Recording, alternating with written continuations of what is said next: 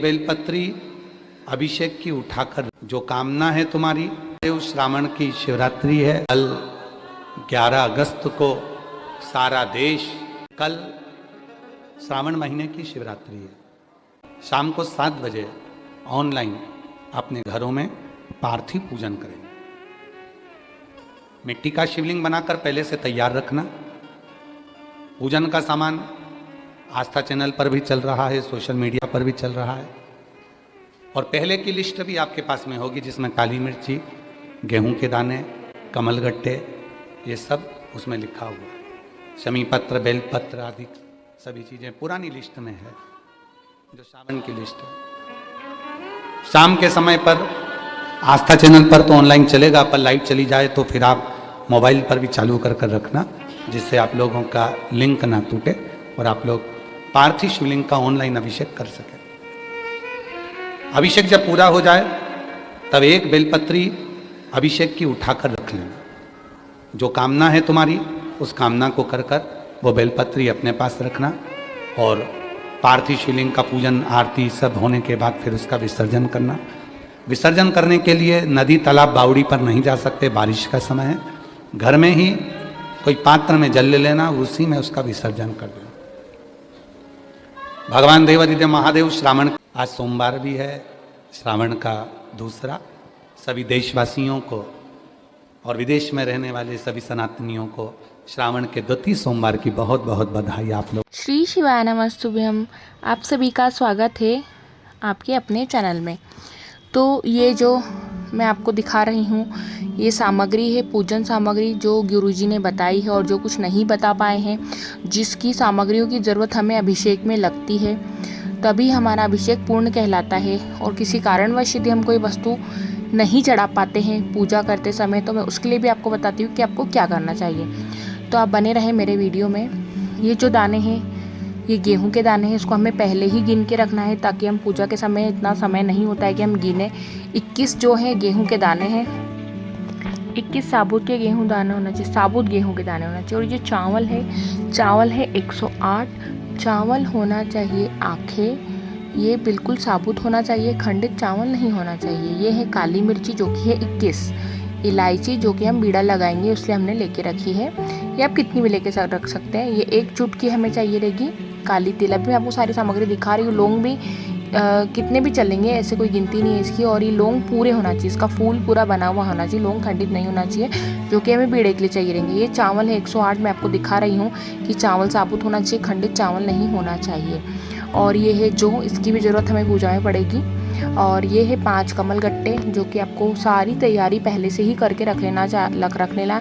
यदि आप पहली बार ये अभिषेक कर रहे हैं गुरुजी के साथ, तो बहुत ही जल्दी होता है, आपको कुछ भी समझ में नहीं आएगा, इसलिए सारी तैयारी पहले से करके रखें। ये 3 जो थी सुपारी थी, खड़ी सुपारी, जो हमें संकल्प के लिए, गणपति जी के लिए चाहिए रहेगी। शक्कर है और ये धूप बत्ती है। ये सामग्री आप एक अलग से ही इसको तैयार कर लीजिएगा, क्योंकि ये जो सामग्री जब गुरुजी चढ़वाते हैं तो बहुत जल्दी उस टाइम समझ में भी नहीं आता है कि क्या बोल रहे हैं। बस आपको समझ में आएगा कि काली तिल, काली मिर्च, इस टाइप से बोलते हैं, कुछ समझ में भी आता है।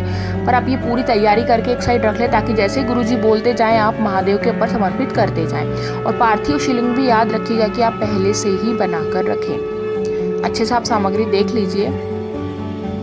और यदि आपको पार्थिव शिवलिंग बनाने की विधि समझना है तो आप मुझे कमेंट बॉक्स में लिख सकते हैं। मैं आपको पार्थिव शिवलिंग की विधि भी अच्छे से, पार्थिव शिवलिंग बनाते हुए किस तरीके से बनाते हैं, क्या क्या मिलाते हैं, अच्छे से आपको बता दूंगी। अब देखिए, ये जो है इसमें है सामग्री जो कि है पंचामृत सामग्री। मैंने 2 लोटे लिए थे, शुरुआत में आपको दिखाया था। एक स्टील का लोटा लेना है और एक तांबे का लोटा लेना है। आप कोई से भी 2 लोटे ले सकते हैं, पर यदि हम पंचामृत बनाते हैं तो तांबे के लोटे में हम नहीं बना सकते, इसलिए मैंने स्टील का लोटा लिया था। ये है दही और वो है गाय का दूध। अब ये है इत्र, हमें अच्छा सुगंधित खुशबूदार इत्र लेना है। उसके बाद आपको पंचामृत की तैयारी उसी टाइम कर लेना है, पर सारी तैयारी पहले से ही करके रखना है। ये है कपूर, जो कि आपको आरती के समय लगेगा।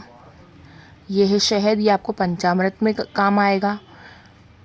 और ये है अष्टगंध, हाँ ये है पीला वाला अष्टगंध, ये सबसे इम्पॉर्टेंट चीज़ है। उसके बाद ये है लाल चंदन, इसका टैग मैंने हटा दिया था किसी कारणवश, मैं हाथ में आपको लगा के बता रही हूँ। ये लाल चंदन है क्योंकि कंकु तो महादेव पे चढ़ता नहीं है। और ये भी है एक पीला चंदन, दानेदार पीला चंदन है ये भी। और ये है गाय का शुद्ध देशी घी जो कि महादेव को जो दिए हम महादेव को प्रज्वलित करेंगे, इससे करेंगे। केसर आप ले सकते हैं पंचामृत में महादेव के, गुरुजी ने बोला नहीं है, पर अब यदि आप ले लेंगे तो बहुत अच्छा होगा।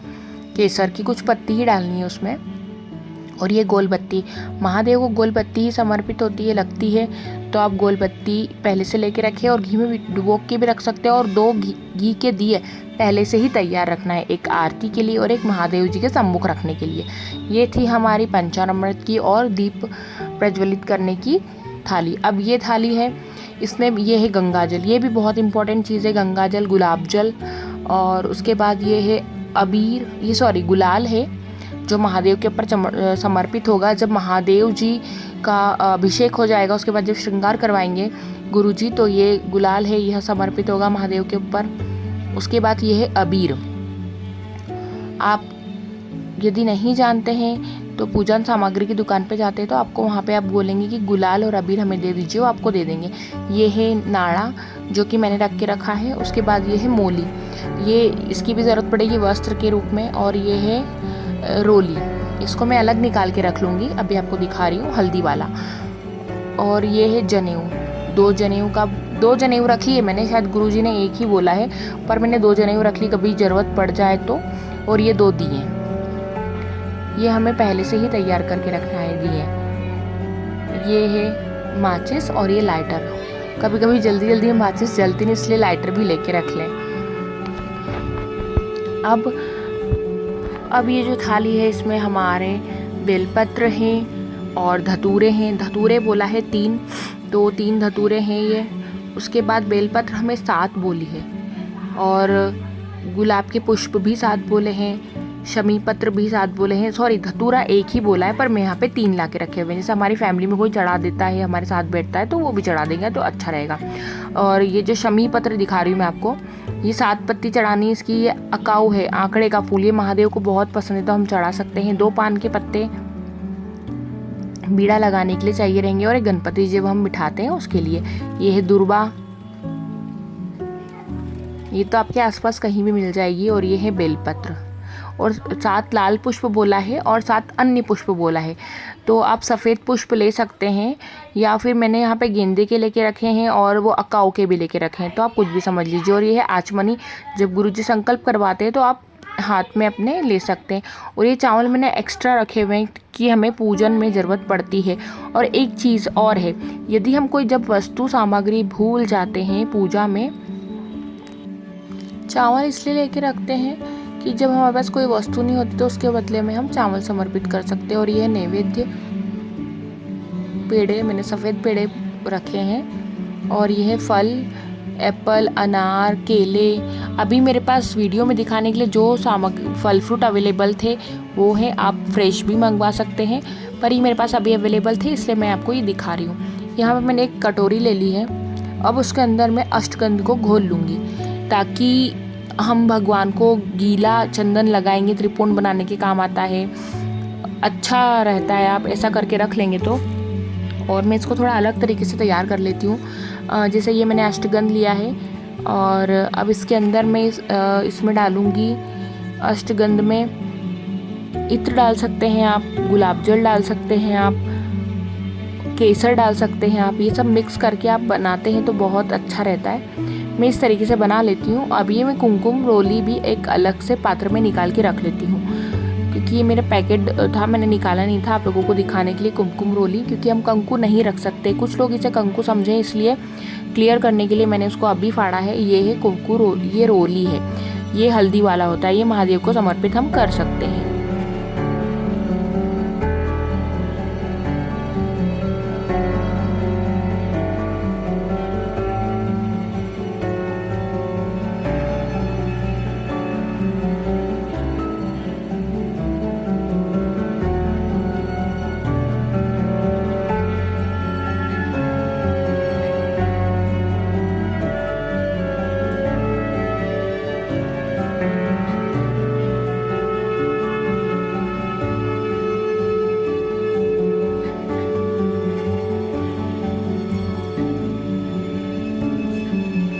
इसके अंदर मैंने केसर की कुछ पत्तियाँ डाली हैं। केसर की पत्ती मिला के इसको अच्छे से मिक्स कर लेंगे। और उसके बाद मैंने इस केसर से बेलपत्र के ऊपर, हमें उस टाइम जब अभिषेक करवाते तो हमें इतना समय नहीं मिलता है कि हम बेलपत्र के ऊपर चंदन लगाएं या कुछ लगाएं, तो मैं बेलपत्र के ऊपर अच्छे से, अभी हमारे पास टाइम है, हम तैयारी करके रख लेंगे तो बहुत अच्छा रहेगा। मैं बेलपत्र के ऊपर ये काड़ी की सहायता से लिखूंगी ओम या राम। आप कुछ भी लिख सकते हैं, राम लिख सकते हैं, ओम लिख सकते हैं, 7 पत्ते होते हैं तो आप कुछ भी लिख सकते हैं, आम लिख लीजिए या ओम लिख लीजिए। अब इसके जो पीछे का वज्र है वो भी मैंने तोड़ के पहले फेंक चुकी थी। देखिए इस तरीके से मैंने यहाँ पे ओम बनाया है। तो ये सब तैयारी हम पहले से कर लेंगे तो बहुत अच्छा रहेगा। यदि आपके पास अभी इतना समय नहीं है तो आप कल ही इसके ऊपर अपने हाथ से बिंदी, मतलब उंगली से बिंदी भी लगा सकते हैं अष्टगंध की, तो भी चलेगा, पर ऐसा लिख लेंगे तो बहुत ज़्यादा अच्छा रहता है। अब इस बेलपत्र के पत्ते पे मैं राम लिख रही हूँ, तो मैंने दोनों के ही बनाए हैं, ओम के और राम के। अब इस तरीके से हम इसको रख देंगे तो ये सूख जाएंगे।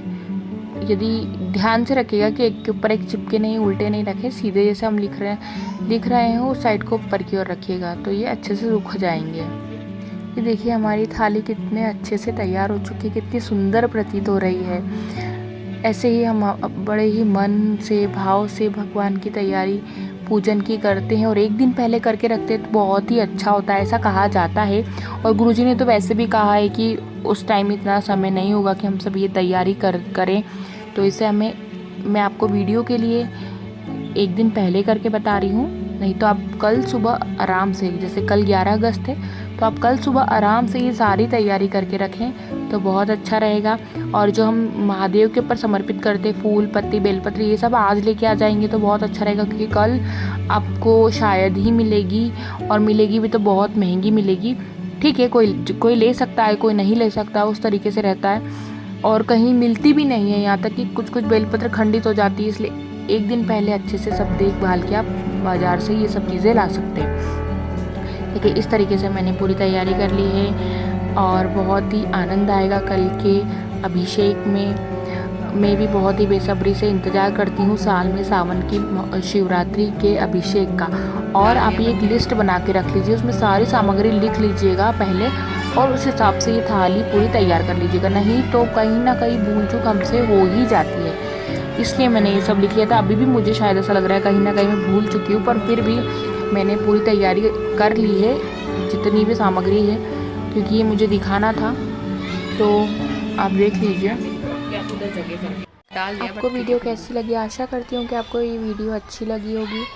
आप वीडियो को ज़रूर लाइक करिएगा और कमेंट बॉक्स में श्री शिवाय नमस्तुभ्यम, जय श्री महाकाल या ओम नमः शिवाय अवश्य लिखिएगा। यदि आप चाहते हैं कि मैं आपको पार्थिव शिवलिंग की बनाते हुए वीडियो डालूँ अपने चैनल पर, तो आप मुझे कमेंट बॉक्स में ज़रूर लिख के बताइए। धन्यवाद।